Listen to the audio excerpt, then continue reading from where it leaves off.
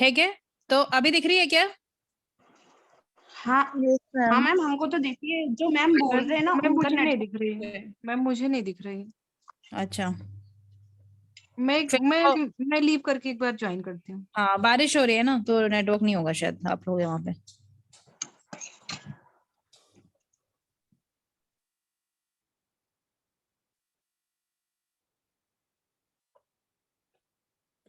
ठीक है, तो क्वेश्चन क्या था? ये था, जब middle term is both positive भी है और नेगेटिवली रिलेटेड है मेजर टर्म से, मतलब पॉजिटिव और नेगेटिव दोनों है, तब क्या होगा? केवला व्यातिरकी, केवला अन्व्ययी या अन्व्यय व्यातिरकी, या based on uniformity of the coexistence. क्या पढ़ा था हमने? मैम फोर्थ नंबर अन्वय व्यतिरेकी। अन्वय व्यतिरेकी। ठीक है, ये सभी को समझ में आया? Yes ma'am. ठीक है, चलो। Fat Krishna Datta eats either during day और नाइट। जो फैट कृष्णा दत्ता है, या तो वो दिन में खाता है या तो वो रात को खाता है। Fat Krishna Datta does not eat during day, वो दिन में तो खाता नहीं है, पक्का फिर वो रात को ही खाता होगा। मैम ये फैट, अर्थापत्ति, फोर्थ अर्थापत्ति। अर्थापट्टी, बाकी बच्चे इम्प्लीकेशन। क्या बोलते हैं? बाकी बच्चे क्या बोलते हैं? Yes ma'am. बाकी बच्चे अपना मुंह खोलो, दही जो जमी आपके मुंह पे। अर्थापत्ति। हाँ, मैम अर्थापत्ति। अर्थापत्ति। हाँ, गुड। ठीक है, तो अर्थापत्ति को इंग्लिश में क्या बोलते हैं? अर्थापत्ति को इंग्लिश में क्या बोलते हैं? इम्प्लीकेशन। वो तो यहाँ लिखा हुआ है, ठीक है, पर आता है क्या आप लोग? assumption which is अर्थापत्ति, not true. No no no. अर्थापत्ति को लिखा तो है इम्प्लीकेशन। मतलब याद कर लो, जो जो वर्ड आपको मैं नोट्स में दे रही हूँ ना, वो वर्ड्स याद कर लेना। हो सकता है वो आपको अर्थापत्ति ना दे और इम्प्लीकेशन ले दे, शब्दा को वर्बल बोल दे, अनुपलब्धि को नेगेशन बोल दे, उपमाना को कंपैरिजन बोल दे, ठीक है, और अनुमान को क्या बोल दे? इन्फ्रेंस बोल दे। कुछ भी बोल सकते हैं, इसलिए हिंदी और इंग्लिश के दोनों वर्ड याद होने जरूरी हैं। तो इस सभी को ये समझा कि इसमें अर्थापत्ति क्यों आया है? कोई है जिसको समझ में नहीं आया? क्योंकि यहाँ पे ये ट्रू भी हो सकता है और फॉल्स भी हो सकता है। ये श्योरिटी नहीं। डेफिनेटली, तो इसका आप लोग ट्रू भी हो सकता है, फॉल्स ही हो सकता है की जगह ये बोलो कि डेफिनेटली ट्रू नहीं होता है, ऐसे बोलो। करेक्ट तरीके से ऐसे बोला जाएगा कि ये डेफिनेटली ट्रू नहीं होता है। इतनी बात समझ में आई? और डेफिनेटली ट्रू कौन सा वाला होता है? डेफिनेटली ट्रू कौन सा वाला होता है? अनुमान, इन्फरेंस। Inference। Inference ma'am. ठीक है,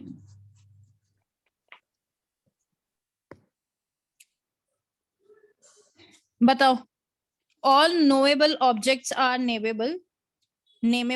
the pot is a knowable object, therefore the pot is nameable. क्या है ये? केवला अन्वयी, केवला व्यातिरकी, अन्वय व्यातिरकी या शेषवत? क्या लग रहा है आप लोगों को ये? पढ़ाया हुआ है तो मैं बिल्कुल भी हिंट नहीं। केवल क्या बोलते हो बच्चों? मैसेज करो। अरे यार,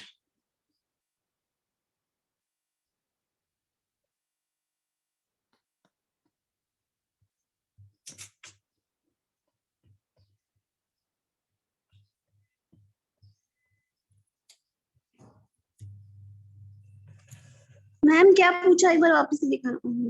ये क्वेश्चन देखो, पढ़ो और आंसर दो। मैसेज में जवाब आना चाहिए। 9 बच्चे हैं, 9 नहीं 8 है, मैं हूं 9वीं। सबका आंसर आना चाहिए। जो बच्चे लेट आते हैं वो क्यों लेट आते हैं पता नहीं। All knowable objects are nameable. The pot is a knowable object, therefore the pot is nameable. The above is an example of which type of inference? कौन सा टाइप ऑफ अनुमान पूछ रहे हैं ये? इन्फ्रेंस को क्या बोलते हैं? अनुमान। कौन से टाइप का अनुमान है ये?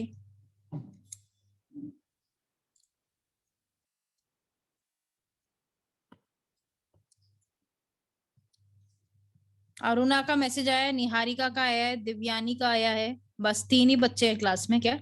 चिंगल का भी आ गया। 1 2 3 4 5, 4 बच्चे किधर हैं क्लास के? 5, 3 बच्चे, 3 बच्चे किधर है? मैम आपकी स्क्रीन नहीं दिखाई दे रही है, ग्रीन ग्रीन आ रहा है। अब दिख रही है क्या? हाँ हाँ All knowable object are nameable. The pot is a knowable object, therefore the pot is nameable. ये कौन सा टाइप का अनुमान है? पॉजिटिव, नेगेटिव या नेगेटिव पॉजिटिव? हमने पढ़ा है ना। केवला अन्वयी क्या है? पॉजिटिव है या नेगेटिव है? पॉजिटिव हाँ, केवला व्यतिरेकी कौन सा है? पॉजिटिव या नेगेटिव? negative. नेगेटिव और अन्वय व्यतिरेकी क्या है? Positive, negative? और फिर कौन सा ऑप्शन होगा इसका? पहला ही होगा, मैम ए क्योंकि ये सेंटेंस कैसा लग रहा है? पॉजिटिव ही लग रहा है ना। पॉजिटिव सा लग रहा है। ठीक है। In order to authenticate the environmental values that advocated by our ancestors, a scholar cites example from Vedas. ठीक है। अब हमारे environmental values को authenticate करने के लिए जो हमारे ancestors थे, उन्होंने एग्जाम्पल कहाँ से लिया? वेदास से लिया कि देखो वेदों में तो ये लिखा था। The means of knowledge used by him her in terms of Indian logic will be called क्या? जो हमारे एंसेस्टर्स थे वो वेदास से हम बोलते थे कि देखो वेदों में ये लिखा है, हमें ऐसा करना चाहिए, वेदों में ये लिखा है, हमें ऐसा करना चाहिए। तो ये किस में आता है? अनुमान शब्द मैम में। ये शब्द में आता है वो, हाँ, वर्बल टेस्टिमनी। वर्बल टेस्टिमनी में आएगा। आया ये बात सबको समझ में?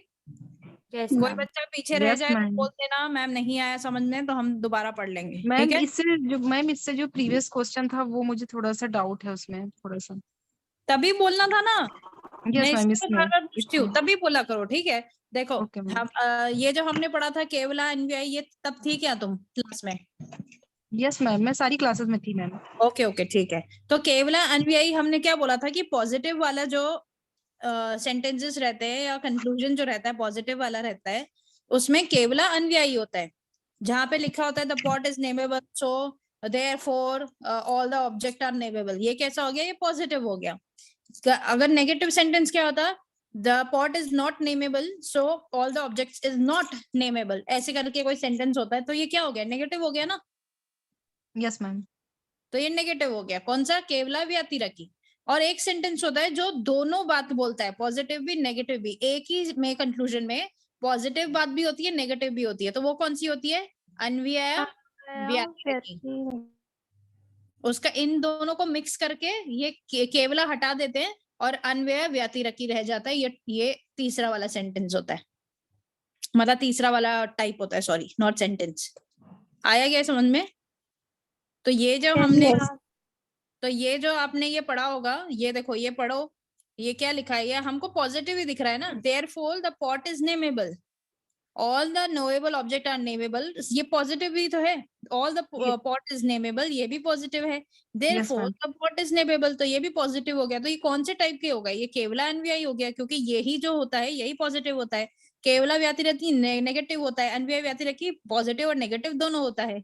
यहाँ नॉट वॉट लगा होता तो नेगेटिव हो जाता, और एक लाइन में पॉजिटिव होता एक लाइन में नेगेटिव होता, तो वो मिक्स वाला हो जाता। जी मैम। आई क्या बात समझ में? यस मैम, थोड़ा आ गई समझ। ठीक है।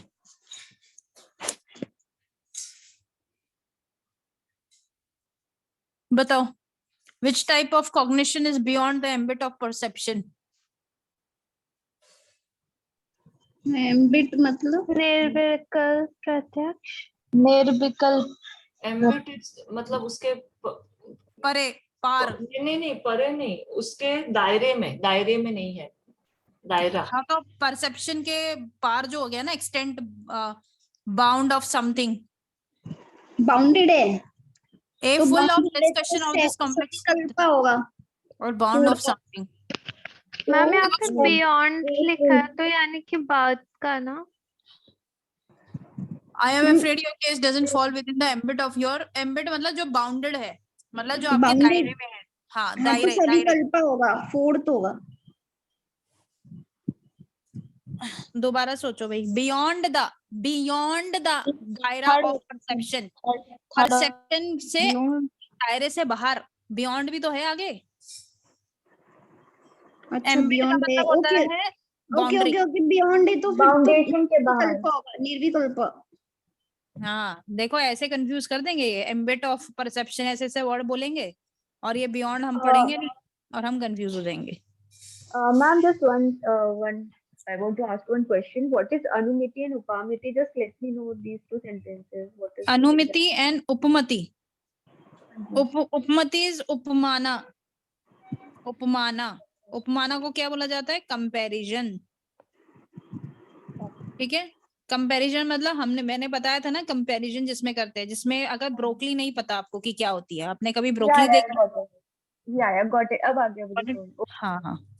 और अनुमति करके हमने कुछ पढ़ा है क्या पहले? मैम नहीं, शायद अनुमान को बोल सकते हैं, बट मैम पता नहीं. अनुमति. अनुमति इज अनुमान और उपमति इज उपमाना. Yes. उपमान. तो ठीक है? अनुमान क्या होता है? comparison. अच्छा, अनुमान नहीं पता क्या होता है? भूल नहीं गई। पता? नहीं पता? नहीं। किरण नहीं पता तुम्हें? अनुमान इन्फेरेंस. अच्छा शिट, सॉरी अनुमान, अनुमति, same thing. सॉरी, वो वर्ड से थोड़ा उधर में था दिमाग, सॉरी. हाँ, तो ये क्या होता है? डेफिनेटली ट्रू होता है या डेफिनेटली ट्रू नहीं होता? डेफिनेटली ट्रू होता है. डेफिनेटली ट्रू होता है. और कौन सा वाला होता है जो डेफिनेटली ट्रू नहीं होता? अर्थपत्ति. इम्प्लीकेशन.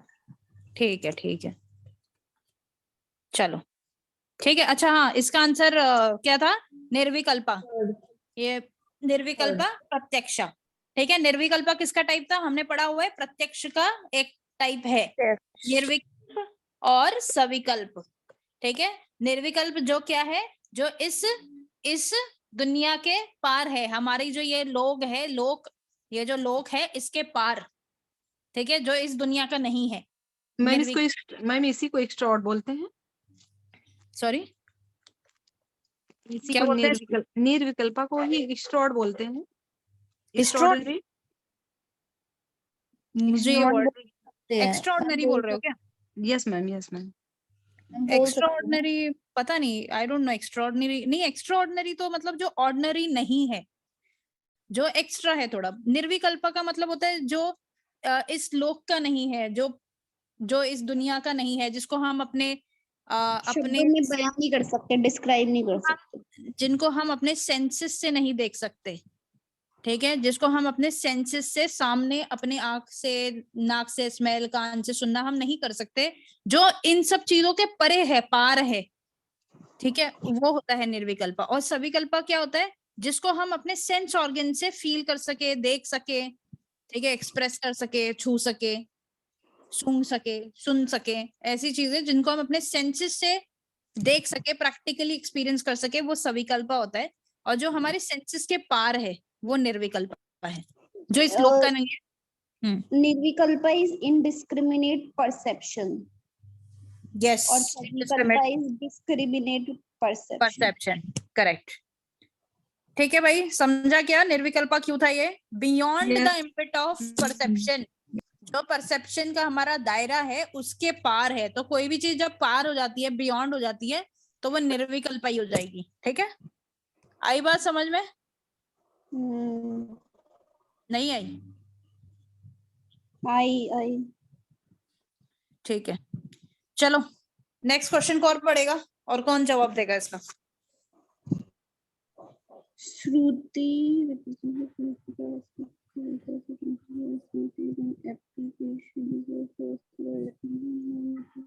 सारे क्वेश्चन पढ़ो, क्योंकि सबका मैं कन्वर्ट कर करके बताऊंगी तो आप लोगों को नहीं आने वाला.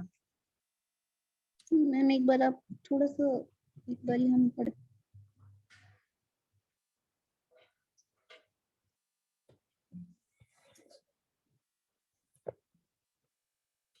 बताओ. if there is a contestation between Shruti and Smriti, Shruti prevails over Smriti. इसका क्या मतलब है?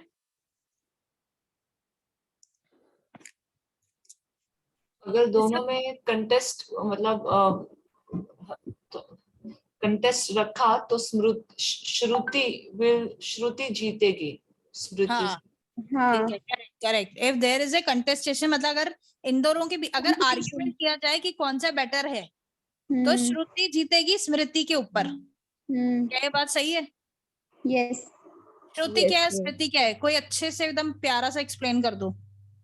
श्रुति जो philosophic represents the philosophical aspects of the Vedas, जो कि वेदास में बोला गया है और उपनिषद में बोला गया है वो श्रुति है, वाइल स्मृति जो है वो उसके जो फिलोसफिकल आइडियाज है वेदास और उपनिषद के, उनको एग्जीक्यूट करने वाला वो स्मृति है, उनको एप्लीकेशन में लाने वाला। ये तो मैम, नीचे रीजन में लिखा हुआ है, अपने वर्ड्स में बताओ ना। मैम जैसे जो हमारी स्मृति में है, मतलब कि जो हमारी मेमोरी श्रुति है, और जो अपने पहले से जो माइंड में रहता है, जो रह जाता है, उसको स्मृति बोलते हैं। तो जैसे वेदास है वो वेद है वो श्रुति है, और अदर टेक्स्ट है वो स्मृति है। अच्छा, तो वेद श्रुति क्यों है? मैं वही तो पूछ रही हूँ, श्रुति और स्मृति में डिफरेंस क्या क्योंकि है? वेद बोले हुए ग्रंथ हैं। मैंने पढ़ा था कि वेदास को कहीं पे श्रुति इसलिए बोलते हैं कि जो भी बोला जाता है वो श्रुति वाली कैटेगरी में आ जाता है। मैं फर्स्ट यूनिट में पढ़ा। क्योंकि वो श्रुति इसलिए कहलाए कि मैम कि वो जब डीप मेडिटेशन में थे वो ऋषि, तो उन्होंने वो सुना और वो जो सुना वही लिख दिया, इसलिए वो श्रुति है। करेक्ट। और स्मृति क्या होता है? ऐसे ही सिंपल शब्दों में बताओ बच्चों को। जो याद, स्मृति जो उनको याद रही जो बातें, वो स्मृति कहलाती है। हाँ, जो रिमेम्बर्ड है, रिमेम्बर्ड, जो याद करके, हाँ, तो जो याद करके, हाँ, जो सुन के लिखा गया है वो श्रुति है। जो रिमेम्बर किया है, ठीक है, रिमेम्बर करके जो लिखा जाता है वो स्मृति है। ठीक है, तो ये बोलता है कि श्रुति जीतेगा स्मृति से। क्या आप लोगों को लगता है ऐसा, श्रुति जीतेगा? यस मैम, यस मैम, जीतेगा ना। तो श्रुति क्या है? Represent the philosophical aspect of the Vedas और उपनिषद की फिलोसफीज बताई गई हैं।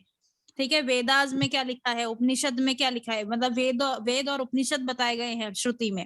और स्मृति इज एप्लीकेशन कि वो जो फिलोसफीज वेद में और उपनिषद में सारी दुनिया की बातें लिखी हुई हैं, मतलब हर चीज लिखी हुई है, हर चीज कि कोई चीज कैसे करनी है, बहुत बेसिक से लेके बड़ी से बड़ी चीजों को किस तरीके से करना है, ये वेदों और उपनिषद में ऑलरेडी लिखा हुआ है, जिसको श्रुति बोलते हैं।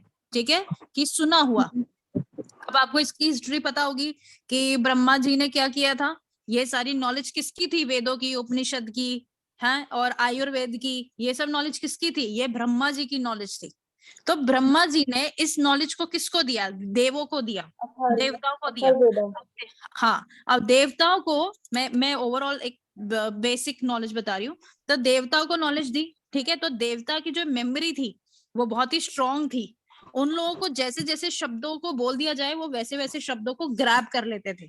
ठीक है, उनको ऐसा नहीं था कि वो उनको 10 लाइन बोली तो उनको एक ही लाइन याद है, ऐसा नहीं है। उनकी मेमोरी बहुत ही ज्यादा स्ट्रांग थी। तो जितना ब्रह्मा जी ने बोलते गए,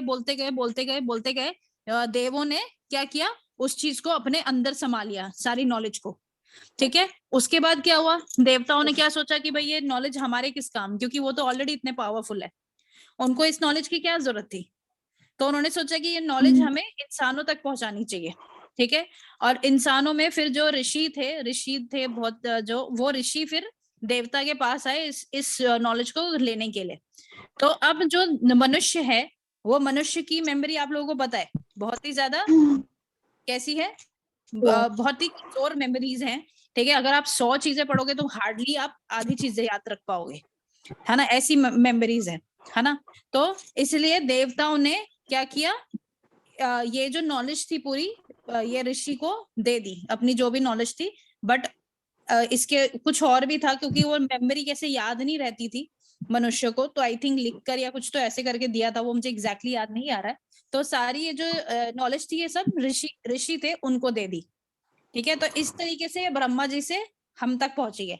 तो ये क्या है, वेदों में अब ब्रह्मा जी ने सब कुछ बताया है कि किस चीज को कैसे करना है।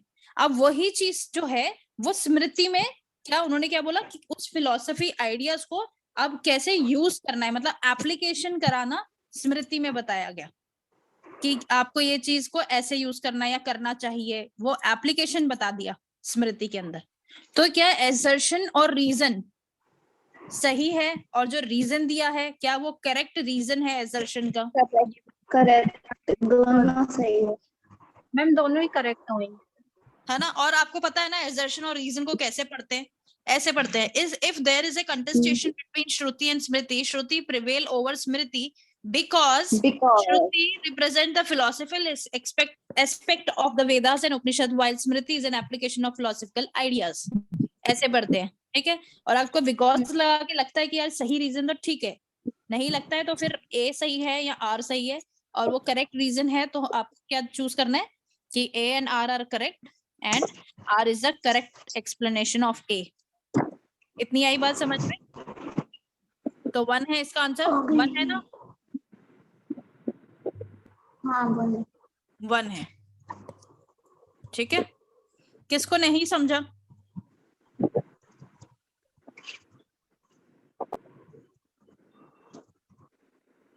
किसको नहीं समझा?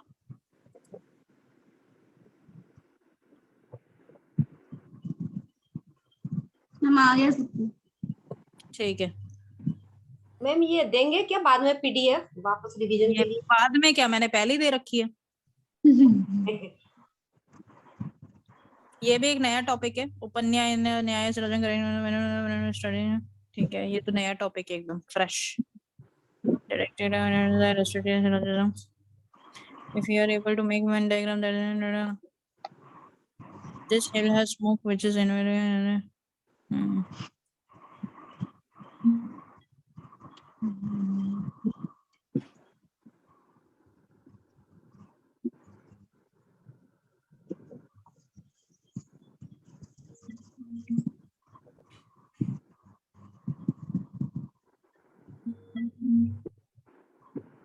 ठीक है। चलो ये नया टॉपिक है, ये मैं आप लोगों को कल पढ़ाऊंगी। अभी पीछे एक टॉपिक रह गया था ऑनेस्टली हार्डली वाला, वो क्लियर करती हूँ।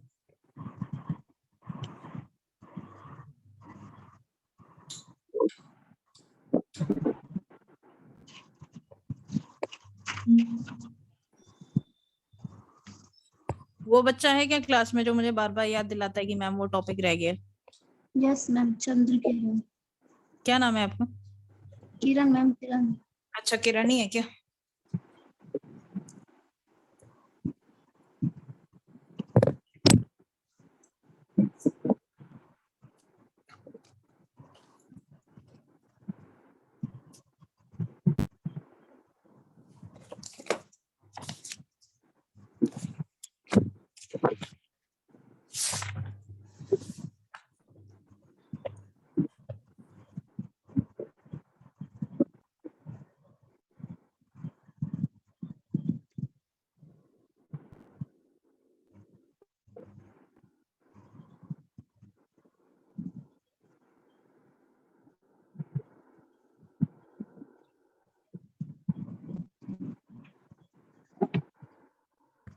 ठीक है, तो ये क्वेश्चन पढ़ो भाई। यहाँ पे 4 सेंटेंस दिए हैं, ठीक है। अब मेरे को ये बताओ कि ये कौन कौन से सेंटेंस है। ऑनेस्ट पीपल नेवर सफर, क्या लगता है ये कौन से वाला टाइप का होगा? ए मैम ए टाइप का। ऑनेस्ट पीपल नेवर सफर, मैम ए टाइप का। ये है मैम, ऑल हो गया। ए वाले ए कैसे बोल रहे हैं? क्योंकि ए तो पॉजिटिव वाला सेंटेंस है और यहाँ तो नेवर लिखा है। नेवर, नो, ये तो नेगेटिव सेंटेंस होते हैं, तो ए कैसे हो गया ये? नो मैम, ये पॉजिटिवली बोल रहा है कि ये जो बोल तो सफरिंग है ना, पॉजिटिव है। नेगेटिव वर्ड, उसके लिए बोला गया है कि वो नहीं सफर करते ऐसा ऑनेस्ट पीपल। मेरी बात सुनो, एक बात ध्यान से सुन लो मेरी। लॉजिकल रीजनिंग में वो सेंटेंस का मतलब क्या है, अगर ये देखने जाओगे तो सारे आंसर रॉन्ग करके आओगे, ठीक है। सब पूरा 0 लेकर आओगे लॉजिकल रीजनिंग में। तो सेंटेंस क्या बोल रहा है उस पे ध्यान नहीं देना है, वर्ड क्या लिखा है। नेगेटिव सेंटेंस तो फिर ई है मैम, ये फिर ई है ये। देखो मेरी बात सुनो, हम जो लिखते हैं ना नेवर, नो, ठीक है, हमारा जो ई वाला सेंटेंस क्या होता है कि नो क्या है, ऑनेस्ट पीपल नेवर सफर, क्या होता है, नो मेन आर गुड या नो मेन आर बैड। देखो नो मेन आर बैड, अगर आप बोल रहे हो कि ये सेंटेंस तो पॉजिटिव है मैम, कि ये तो बोल रहा है कि ऑनेस्ट पीपल कभी सफर नहीं करते, ये मीनिंग इसका पॉजिटिव है, तो ठीक है।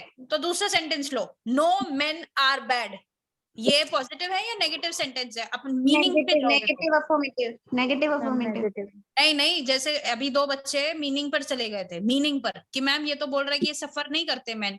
मीनिंग पर जाओगे तो नो मेन आर बैड, ये वैसा पॉजिटिव है या नेगेटिव है? जैसे आप लोगों ने अभी जवाब दिया। पॉजिटिव मैम, गलत बोला था पॉजिटिव हमने। लगी। तो फिर क्या बोलूं मैं उसको? ई बोलूं कि ए बोलूं? बताओ। ई पर हाँ, अभी समझे? अभी समझे कि क्यों हम मीनिंग पर नहीं जाएंगे लॉजिकल रीजनिंग में, हम never, no, do not, not, इस पर जाएंगे। आई बात समझ में अभी, है ना? ओके ठीक है। मैम। तो जो नेवर लिखा है ना, नेवर, किसी भी सेंटेंस में अगर नेवर लिखा होगा तो वो हो जाएगा ई टाइप का स्टेटमेंट। नेवर का मतलब होता है नॉट, ये लिख लो नोट्स में अपने। नेवर का मतलब होता है नॉट, और ये हो गया ई वाला स्टेटमेंट, ठीक है, जिसमें होता है no men are good, no men are bad, no men are ugly, no men are beautiful, कोई भी हो पर उसमें नो लगा है, कोई सब्जेक्ट या प्रेडिकेट में क्या लिखा है इससे कोई लेना देना नहीं है हमारा लॉजिकल रीजनिंग में। हमारा सिर्फ लेना देना किससे होता है कि नो है, ऑल है, सम है, सम नॉट है, क्या है, मतलब क्वालिटी और क्वांटिटी पे मैटर करता है कि कौन सा वाला स्टेटमेंट है वो, समझे? तो ऑनेस्ट पीपल नेवर सफर, नेवर आ गया, नेवर मतलब कभी भी नहीं, कभी भी नहीं को क्या बोलते हैं? नॉट बोलते हैं, और ये होता है ई वाला स्टेटमेंट। यहां तक सबको क्लियर है? यहां तक सबको क्लियर? Yes ma'am. ठीक है, मीनिंग में मत जाना लॉजिकल रीजनिंग में। नेक्स्ट है almost all honest people do suffer. बताओ ये कौन सा वाला टाइप का होगा? ऑलमोस्ट, ए वर्ड पे सम आई, सम आई, ऑलमोस्ट, करेक्ट, ये आई वाला होगा, ठीक है, क्योंकि सारे होते हैं ना, सारे होते तो ऑल बोल देते कि सारे, ऑल, पर ऑलमोस्ट बोल दिया मतलब लगभग सभी। लगभग मतलब सारे नहीं हुए ना, लगभग मतलब कुछ हो गए। जिनको नहीं पता ये आई क्यों है, मैं उनको समझा रही हूँ। लगभग कभी ये ऑलमोस्ट ऑल का हिंदी में क्या बोलेंगे? लगभग सारे, लगभग, है ना? पर ऑल को क्या बोलते हैं? सारे।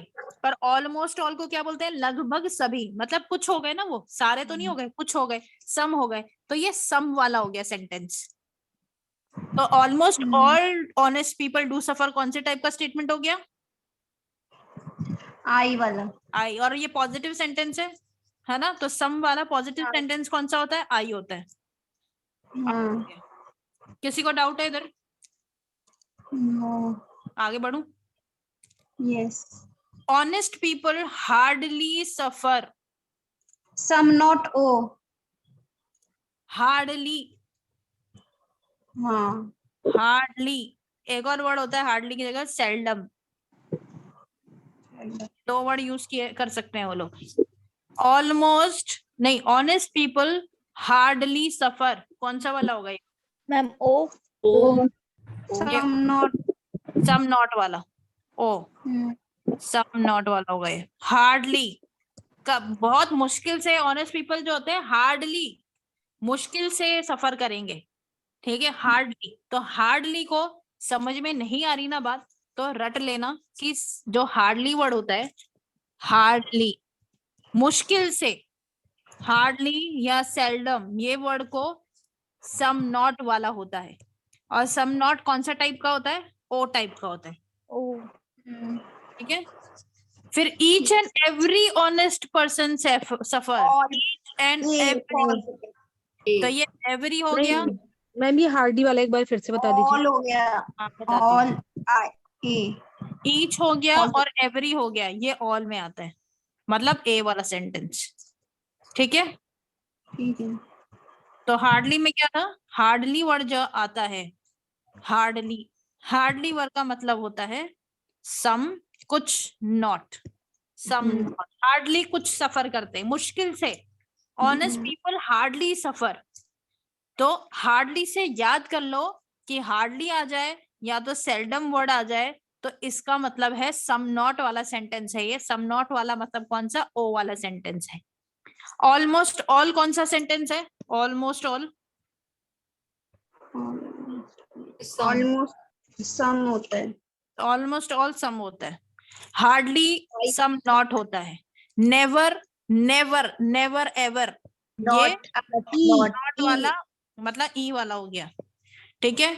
और उसके बाद ईच एंड एवरी कौन सा हो गया, ईच एंड एवरी, ये पॉजिटिव। हाँ,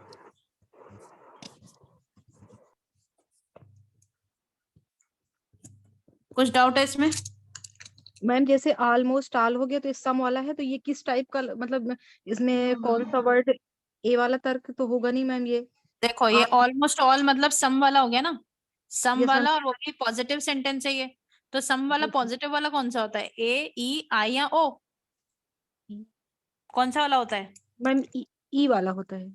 ई वाला, देखो ई वाला क्या होता है, ई वाला ये होता है, नो मेन आर गुड, ई वाला तो ये होता है।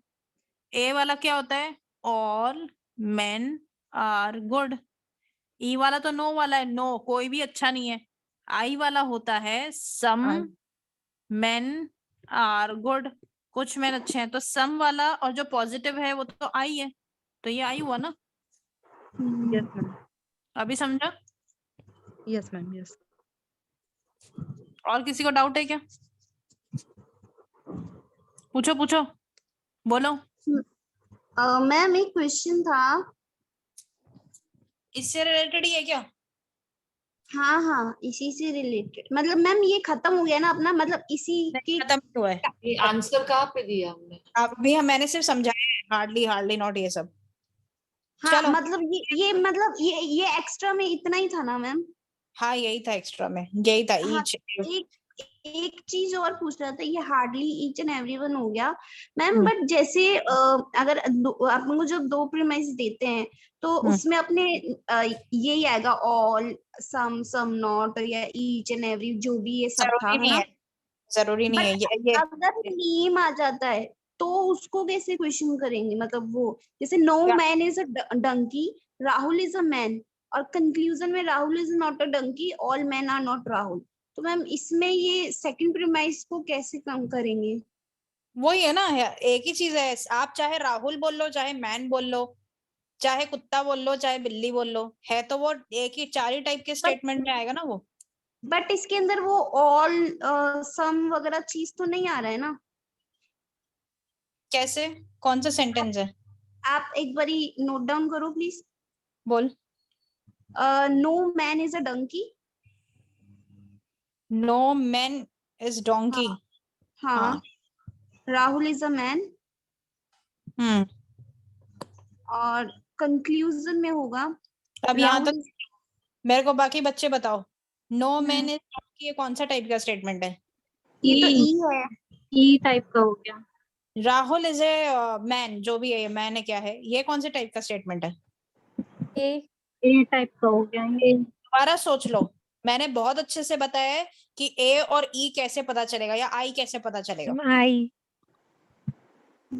ए बोलने वालों, क्या सारे के सारे राहुल मैन है क्या? नो, मैंने क्या बताया था, गांधी जी का एग्जाम्पल बताया था ना कि फादर ऑफ नेशन एक ही है, तो हम उनको ऑल बोल देते हैं क्योंकि वो एक ही लौते हैं, पर ये तो मैन बहुत सारे हैं ना, ये करोड़ों करोड़ों अरबों करोड़ों मैन है, उसमें से एक बेचारा एक राहुल है, तो ये सम का सेंटेंस हो गया ना फिर, ये सम वाला। आ रही है क्या बात थोड़ी समझ में, मैं क्या बोल रही हूँ? अब पूरी आ गई समझ। बस हो गई, डाउट क्लियर हो गया किरण? यही हो गया होगा डाउट क्लियर? हाँ आया समझ में क्या बोल रही हूँ मैं? फिर कंक्लूजन क्या है? कंक्लूजन क्या है? कंक्लूजन तो हमें बताना पड़ेगा ना कि कौन सा सही है कौन सा गलत है, वो तो ऐसे रहता है ना क्वेश्चन तो है किरण? हाँ हाँ मैम, कंक्लूजन तो यही होगा ना, अब हमें बताना होगा कौन सा कंक्लूजन करेक्ट है कौन सा गलत है। Yes yes. हाँ, तो मतलब यही नहीं समझ में आ रहा था कि जब नाम ले लिया तो क्या क्या कौन से टाइप का सेंटेंस हुआ, तो नाम ले लिया तो मैन का नाम ले लिया एक किसी का, तो वो तो सम हो गया। वुमेन है बहुत सारी, उसमें से एक शोभा बोल दी, तो वुमेन तो कितनी सारी है, उसमें से एक बेचारी शोभा है, तो सम में आ गई वो। अगर दुनिया में एक ही वुमेन है, एक ही लौती वुमेन है शोभा, तो ऑल आएगा कि सम आएगा? ऑल आएगा। आ रही है बात समझ में? ठीक है, चलो अब ये क्वेश्चन सॉल्व करो।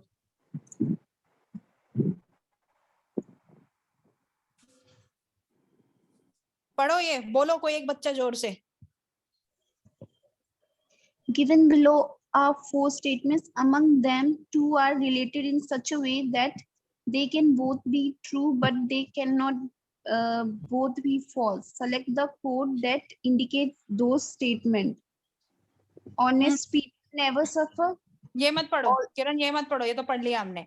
ये मतलब क्या लिखा है? 2 are related in such a way that they both can be true together, but they both cannot be false together. कौन सा रिश्ता है ये? जिसमें एक साथ सब कॉन्ट्ररी आएगा। जिसमें तो हो सकते हैं बट फॉल्स नहीं हो सकते। सब कॉन्ट्ररी वाला रिश्ता है ना? Yes ma'am, IO. तो सब कॉन्ट्ररी वाले कौन थे दो रिश्ते में? ये दोनों कौन से रिलेशनशिप में थे? और सम नॉट। तो बता, आईओ नहीं, सब कॉन्ट्ररी आई होता है मैम। आइसक्रीम और ऑरेंज। ओके ओके, तो बता दो अब आई वाला कौन सा है और ओ वाला कौन सा रिश्ता है, कौन सा स्टेटमेंट है?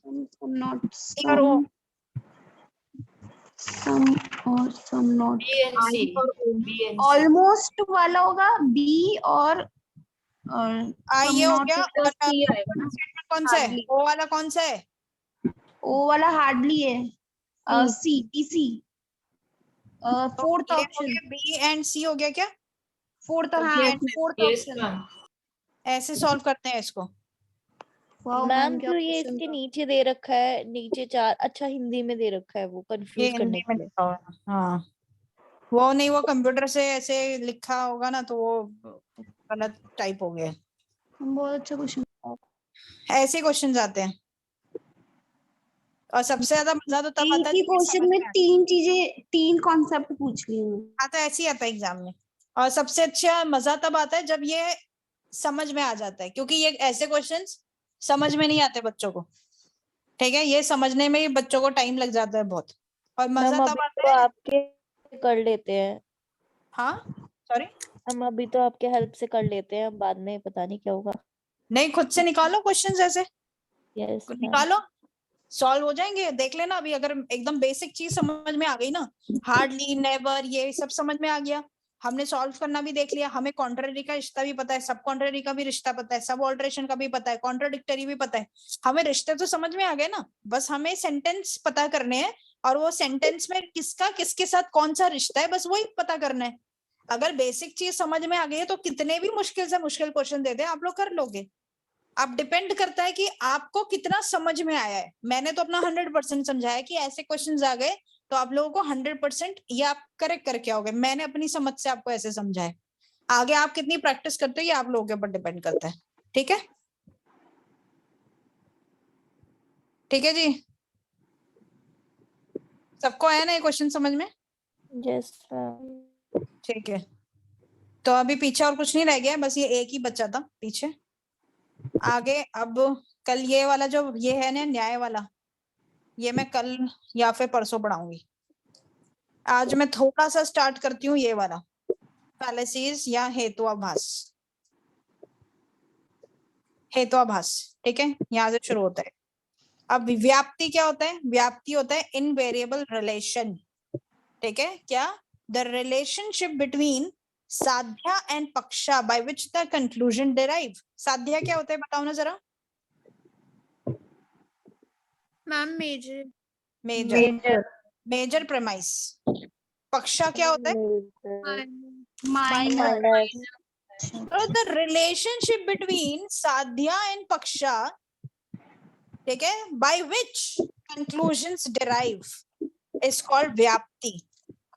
इन दोनों के बीच का रिश्ता, इन दोनों के बीच का रिलेशनशिप जिसकी वजह से कंक्लूजन निकलता है उसको बोलते हैं व्याप्ति। और व्याप्ति को इंग्लिश में बोला जाता है इनवेरिएबल रिलेशन। इतना समझ में आया क्या? यस तो याद रखना व्याप्ति का मतलब क्या है? Relationship between two things, relationship between two variables by which conclusion derives. ठीक है, relationship between sadhya and paksha by which conclusion derives. रिश्ता, दो सेंटेंसेस, दो प्रेमाइस, दो चीजों के बीच का रिश्ते को व्याप्ति बोला जाता है और इंग्लिश में उसको बोला जाता है इनवेरिएबल रिलेशन। ठीक है। अब हेतुआभास क्या है? मैंने बताया था हेतु का आभास होना, हेतु का आभास होना। ऐसा लगता है कि वहां हेतु है। हेतु क्या होता है? Middle term. Middle term. व्याप्ति क्या है? रिश्ता। किसके बीच में? मेजर और माइनर के बीच का रिलेशनशिप, इन दोनों का रिश्ता जिससे कंक्लूजन निकलता है। और हेतुआभास क्या है? हेतु का आभास होना। ऐसा लगता है कि जो हमारे सेंटेंस है उसमें मिडिल टर्म है। अब मेरे को ये बताओ, कंक्लूजन प्रेमाइस 1 और 2 से कंक्लूजन कैसे निकलता है? किसकी मदद से कंक्लूजन निकलता है? मिडिल टर्म हेतु के हिसाब हेतु से। हेतु होता है ना, दोनों में हेतु हेतु होता है, तो हेतु की वजह से कंक्लूजन निकलता है। अगर हेतु ना हो तो कंक्लूजन निकलेगा क्या? नो, नहीं नहीं निकले। ना। तो फिर पर इसमें जो गलती क्या हो जाती है, फील होता है, ऐसा लगता है कि हेतु है पर एक्चुअली में हेतु होता ही नहीं है। तो ये क्या हो गई? गलती हो गई ना, कंक्लूजन गलत निकल जाएगा। ऐसा लगता है कि हेतु है, मिडिल टर्म है इसके अंदर, पर मिडिल टर्म नहीं होता। नहीं होने की वजह से पर ऐसा लगता है कि है, तो हम कंक्लूजन गलत निकाल देते हैं। तो ये हो जाता है हेतुभास, हेतु का आभास होना, और जिसको इंग्लिश में बोला जाता है फैलेसीज ऑफ इन्फरेंस। कंक्लूजन की फैलेसीज मतलब कंक्लूजन में गलती, कंक्लूजन में गलती निकलना, फैलेसी का मतलब होता है। ठीक है। और जिसको हिंदी में क्या बोला जाता है? हेतुआभास। इतनी बात समझ में आई? Yes. A fallacy is a defect in an argument that arises from either a mistake in a reasoning or the creation of an illusion that makes an bad argument appear good. ठीक है। Fallacy क्या है? एक defect है argument के अंदर, जो कहां से निकलता है? इधर मिस्टेक इन द रीजनिंग, जो रीजन दिया जा रहा है, जो बात बोली जा रही है, या तो उसमें मिस्टेक है, और the creation of the illusion, या फिर जो इल्यूजन बनाया जा रहा है ना, एक इल्यूजन जो क्रिएट किया जा रहा है उसके अंदर गलती होती है, जिसकी वजह से क्या होता है कि बैड आर्ग्यूमेंट गुड दिखने लगता है, जो गलत आर्ग्यूमेंट है वो सही दिखने लगता है। क्यों? क्योंकि इल्यूजन बना दिया जाता है। ठीक है। या तो जो रीजनिंग में जो रीजन दिया जा रहा है वो गलत दिया जा रहा है, उसमें मिस्टेक है। ठीक है। आपको पता है ना, कुछ लोग झूठ बोलते हैं, ठीक है, और हम लोगों को झूठ सच लगता है। आर्ग्यूमेंट क्या होता है? तर्क वितर्क जो दिए जाते हैं उसमें झूठ भी बोला जाता है। ठीक है। बात को घुमाई जाती है। क्यों घुमाई जाती है? ताकि वो तर्क जो गलत है वो सही दिखे। तो उस गलत को सही दिखाने के लिए जो गलती की जाती है, या तो बाई मिस्टेक हो जाती है या तो जानबूझ के की जाती है, तो उसको बोलते हैं हेतुआभास।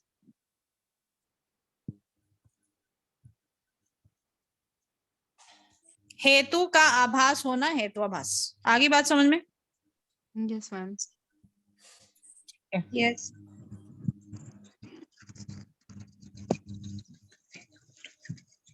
ये हम पढ़ चुके हैं। हम ये नीचे सेकंड कुछ नहीं है, कुछ नहीं है, कुछ नहीं है, कुछ नहीं है, ऐसा कुछ नहीं छूटा, कोई ऐसी इंपॉर्टेंट चीज नहीं छूटी। वही लिखा है, हेतुआभास is that which is not real हेतु, है ना, जो रियल हेतु नहीं है, और रीजन ऑफ एन इन्फ्रेंस, जो कंक्लूजन का रीजन नहीं है बट वो हेतु अपीयर होता है। ठीक है। It refers to the 13 of the 16 categories in the first chapter of Gautam Nyaya Sutra में लिखा हुआ है। कुछ ऐसे बहुत इंपॉर्टेंट चीज नहीं छोड़ी मैंने वही चीज रिपीट कर दी है, और ये इंपॉर्टेंट नहीं है कि ये कहाँ लिखा हुआ है। ठीक है। Okay. Structure and kind of अनुमान। तो अनुमान कैसे होता है हमने पढ़ा है। मेजर टर्म होता है, माइनर टर्म होता है, मिडिल टर्म होता है। मेजर को साध्या बोलते हैं, माइनर को पक्षा बोलते हैं, मिडिल को हेतु बोलते हैं। ठीक है। तो ऑल मेन आर मॉर्टल, इसमें मुझे मिडिल बताओ, हेतु कौन सा है इसमें? एनिमल। एनिमल हेतु है। कौन सा वाला साध्या है? साध्या क्या होता है? मेजर। साध्या मेजर। मॉर्टल। मॉर्टल। और पक्षा क्या? मैन। मैन। ओ सॉरी, ये नहीं, ये मैन, पक्षा। आगे बात समझ में? ठीक है जी। कंक्लूजन निकला ये व्याप्ति। क्या? सॉरी, ये जो कंक्लूजन निकला ये व्याप्ति। नहीं, कंक्लूजन जो निकला वो व्याप्ति नहीं है। व्याप्ति का मतलब है कि रिलेशनशिप बिटवीन साध्या एंड पक्षा, बस इसी को बोलते हैं व्याप्ति। कंक्लूजन को व्याप्ति नहीं बोलते। जो मतलब रिश्ता बीच में बिटवीन साध्या एंड पक्षा इज व्याप्ति। रिलेशनशिप मतलब अगर आप व्याप्ति बोल रहे हैं तो समझ जाओगे कि दोनों के बीच का रिश्ता जिससे कंक्लूजन निकलता है। रिलेशन को बोलते हैं, रिलेशन को, रिलेशनशिप बिटवीन, कि दो लोगों में रिश्ता क्या है। जैसे मैं मेरे हस्बैंड के बीच में रिश्ता क्या है, वी आर हस्बैंड वाइफ, ये रिश्ता, रिलेशन। कंक्लूजन को क्या बोलेंगे मैम? कंक्लूजन को बोला पता तो है आप लोगों को, क्या बोलते हैं, कौन बताएगा? इनफरेंस पढ़ा है ना हमने, इनफरेंस बोलते हैं ना कंक्लूजन को। नहीं, जैसे ये साध्य पक्ष, ये जो वर्ड्स हैं इस तरीके के वर्ड्स में। अच्छा, ऐसे पूछ रहे हो क्या? नहीं, ऐसा कुछ वर्ड नहीं है उसके लिए। ये मॉर्टल जो ऊपर वाले से निकलता है उसको साध्या बोलते हैं, जो बड़ा वाला होता है। नीचे वाला जो निकलता है मतलब मेन बचा है तो इसको पक्षा बोलते हैं, और मिडिल टर्म को हेतु बोलते हैं। बस इतना ही है। कंक्लूजन का ऐसा कुछ नहीं है हिंदी वर्ड। मतलब हमारे अभी तक हमें तो नहीं पढ़ना, अगर होगा तो होगा, डेफिनेटली होगा, पर हमें नहीं पढ़ना। इतना समझ में आया? मैम यहाँ तक तो समझ आया मैम। जैसे आपने हेत्वाभास बताया, इसका एक एग्जाम्पल बताना, P1 P2 और कंक्लूजन में कैसे होगा? मैं समझी नहीं कि हेत्वाभास क्वेश्चन आएगा ना तो उसके अंदर आपको लगेगा कि ये मिडिल टर्म है। जैसे इसमें P1 P2 में से अपन ने गलत चीजें मत बोलो, गलत चीजें मत बोलो। जो आप बोल रहे हो ना कि यही तो क्वेश्चन पूछ रही है मैम, वही तो क्वेश्चन पूछ रही है वो मैम की हेत्वाभास कैसे पता चलेगा? नहीं पता चलेगा, हमें ऐसे नहीं पता चलेगा। सेंटेंस को रीड करने से थोड़ी पता चलेगा। अब हेत्वाभास कैसे होगा ये हम आगे पढ़ने वाले हैं ना। ये तो टाइप्स आगे पूरा पढ़ने वाले कि हेतु का आभास कैसे होता है। ये देखो, ये आगे आ गए, हेत्वाभास फैलेसीज क्या होती हैं। इसमें टाइप्स होते हैं। हेतु का जो आभास होता है, हेत्वाभास जो होता है वो बहुत टाइप का होता है, अलग अलग टाइप का होता है, और वो हम आगे सीखने वाले हैं। ये देखो बहुत कुछ है आगे हेत्वाभास में। ठीक है, जो आपने पूछा ना क्वेश्चन कि हेतु का आभास कैसे पता चलेगा, वो आगे पता चलेगा हमें। आई क्या बात समझ में? कहाँ पता चलेगा, कैसे पता चलेगा, आगे पढ़ने वाले हैं हम वो कि कैसे पता चलेगा। इसमें बहुत टाइप्स है। ये देखो, ये सब हेत्वाभास के टाइप्स हैं। आगे फिर वो इंग्लिश वाले टाइप्स भी आएंगे, जो वेस्टर्न वाले फैलेसीज उनको बोलते हैं। वो वेस्टर्न वाले टाइप्स पता चलेंगे कि हमें गलती कैसे पता चलती है। ये सब हम पढ़ने वाले हैं अभी। ठीक है, चलो बच्चों, आज के लिए इतना काफी है, बाकी हम कल से स्टार्ट करते हैं। और मतलब आगे और टफ होने वाला है? टफ नहीं होने वाला, पर हाँ याद करने वाली चीजें आने वाली हैं आगे। ठीक है, आगे याद करने वाली चीजें आने वाली हैं, अभी रटने वाली चीजें आ गई हैं। पर एक बार क्वेश्चन समझ में आ गया, आपने मेरी बात ध्यान से सुनोगे तो क्लास में याद हो जाएगा, वरना आपको अलग से याद करना पड़ेगा थोड़ा। Okay ma'am. पर बहुत इंटरेस्टिंग है आगे। क्वेश्चन जब सॉल्व करोगे ना तो बहुत मजा आएगा। मुझे तो बहुत इंटरेस्टिंग लगता है। ठीक है बच्चों।